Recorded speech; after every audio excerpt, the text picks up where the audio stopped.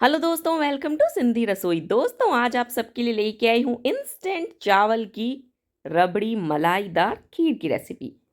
चावल की खीर तो आपने कई बार बनाई होगी, लेकिन आप उसे वो जो घंटों काढ़ काढ़ के बनाते हो, उसके वजह से आपको मन नहीं करता होगा इसे बनाने का। तो मैं आपको इस झंझट से मुक्ति दिलाने वाली हूँ।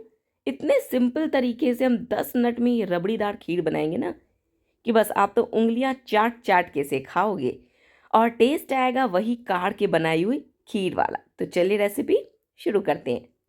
यहाँ पे मैंने लिया है कुकर, इसमें डालूंगी चावल। तो चावल मैं पहले से पके हुए यूज़ कर रही हूँ, जो हमारे घर में बच जाते हैं ना चावल, वो चावल मैंने यहाँ पे यूज़ किया। खाना खा लिया, ख़त्म हो गया खाना, अभी चावल बच गए, तो उसका क्या करें, उससे मैं आपको खीर बनाना बता रही हूँ। यहाँ पे 1.5 कप मैंने पहले से पके हुए चावल लिए और इसमें डाल रही हूँ 1.5 कप पानी। जितने चावल थे उतना ही मैंने पानी डाला है। कुकर का ढक्कन बंद करूँगी, हाई फ्लेम पे 3 विसिल्स लगवा दूँगी। हमें यहाँ पे चावल सॉफ्ट करने हैं, इसीलिए हम इसे दोबारा से सीटियाँ लगवा रहे हैं। चावल में 3 विसिल्स आ गई, इसका प्रेशर भी अब निकल चुका है। ये देखो, देख सकते हो चावल कितने सॉफ्ट हो चुके हैं।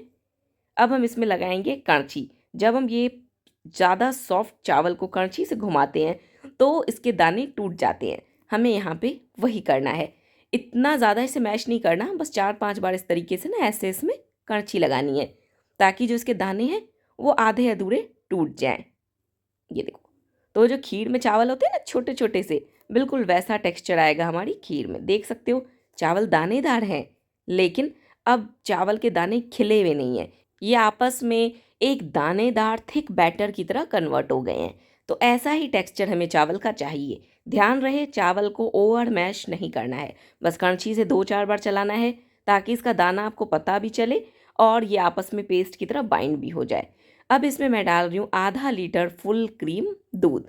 जो भी दूध आपके पास आता हो, चाहे आप पैकेट वाला यूज़ करते हो या गाय का तबेले वाला दूध यूज़ करते हो, जो भी दूध यूज़ करते हो वो यहाँ पे आप आधा लीटर ऐड कर देना।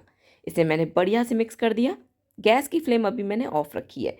दूध डालने के बाद ना इसे बढ़िया से मिक्स करना, ताकि इसमें लम्स ना रहे।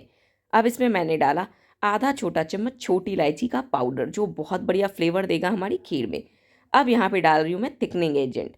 ये है 1 बड़ा चम्मच भर के काजू का पेस्ट। काजू के पेस्ट को बनाने के लिए मैंने क्या किया, 8-10 काजू को 1 कप पानी में 10 मिनट तक हाई फ्लेम पे बॉईल करा। फिर जब वो ठंडे हो गए तो उसे चटनी जार में डाल के पानी सहित पीस लिया। तो इसका इस तरीके से ना थिक पेस्ट बन गया। अगर आपका पेस्ट थोड़ा पतला भी होता है कोई बात नहीं, जितना पेस्ट बनेगा आप सारा पेस्ट यहाँ पे ऐड कर देना। ये टोटल 8-10 काजू का पेस्ट था।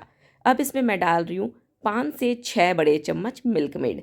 जी हाँ दोस्तों, अगर आपको परफेक्ट वो हलवाइयों वाली जो शादियों में खीर मिलती है वैसा टेक्सचर चाहिए ना, तो यहाँ पे मिल्क मेड ज़रूर यूज़ करना।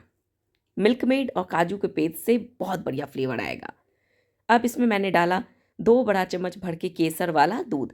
केसर का दूध बनाने के लिए मैंने 1/4 कप गरम दूध लिया, उसमें 2 पिंच केसर को डाल के 15 मिनट तक छोड़ दिया था। अब इसमें मैंने डाला 1 कड़छी भर के चीनी। चीनी ध्यान से डालें, मिल्क मेड भी मीठा होता है, तो जितनी आपको मिठास चाहिए उस हिसाब से आप चीनी ऐड करना। अब गैस की फ्लेम मैंने ऑन करी है। हाई फ्लेम पे सिर्फ इसे 10 मिनट तक चलाते हुए पकाएंगे। ध्यान रहे, इसे हमें छोड़ना नहीं है, क्योंकि इसमें काजू की पेस्ट और मिल्क मेड गया है। अगर हम इसे छोड़ेंगे तो ये तुरंत बॉटम को पकड़ लेगा। 8 से 10 मिनट मुश्किल से लगेंगे, ये खीर बहुत थिक हो जाएगी। ये देखो, अब इसमें उबाला आ रहा है ना, बस इस तरीके से हम इसे हर 1-2 मिनट के बाद चलाते हुए हाई फ्लेम पे पकाएंगे। जो मैं कुकर यूज़ कर रही हूँ बहुत हैवी बॉटम का है, इसके वजह से अगर मैं ऐसे 1-2 मिनट छोड़ूंगी भी तो ये नहीं लगने वाला। तो आप इसे कंटिन्यूअसली चलाते हुए ही पकाना। देखो, अब देख सकते हो 7 से 8 मिनट के बाद इसके बबल्स देखो कितने बड़े बड़े से हो गए हैं। इसका मतलब है खीर हमारी परफेक्ट गाढ़ी हो चुकी है। बस इससे ज़्यादा हमें इसे नहीं पकाना है। यहाँ पे मैंने इसमें डाला 3-4 चम्मच बारीक कटे हुए बादाम और पिस्ते, जिससे बहुत बढ़िया फ्लेवर आएगा। इसे सिर्फ हम 1 से 2 उबाल आने तक पकाएंगे, ताकि पिस्ते का फ्लेवर भी खीर में आ जाए। बस गैस की फ्लेम को मैं ऑफ कर दूंगी।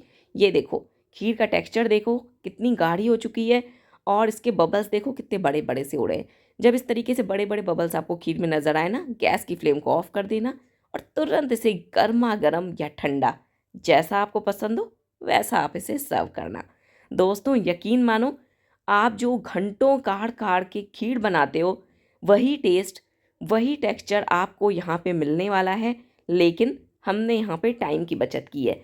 सिर्फ 10 मिनट में ये गाढ़ी मलाईदार रबड़ीदार खीर बन जाएगी और इतनी टेस्टी लगेगी आपको कि आप कटोरियों की कटोरियाँ खा जाओगे ये खीर की। और आगे से जब भी खीर बनाओगे तो इसी तरीके से बनाओगे। दो दोस्तों, आपको अगर हमारी आज की रेसिपी पसंद आई है तो प्लीज़ चैनल को सब्सक्राइब करना, वीडियो को लाइक करना और से ज़्यादा शेयर ज़रूर करना। तो मिलते हैं कल एक और सिंधी रेसिपी के साथ। तब तक के लिए बाय बाय।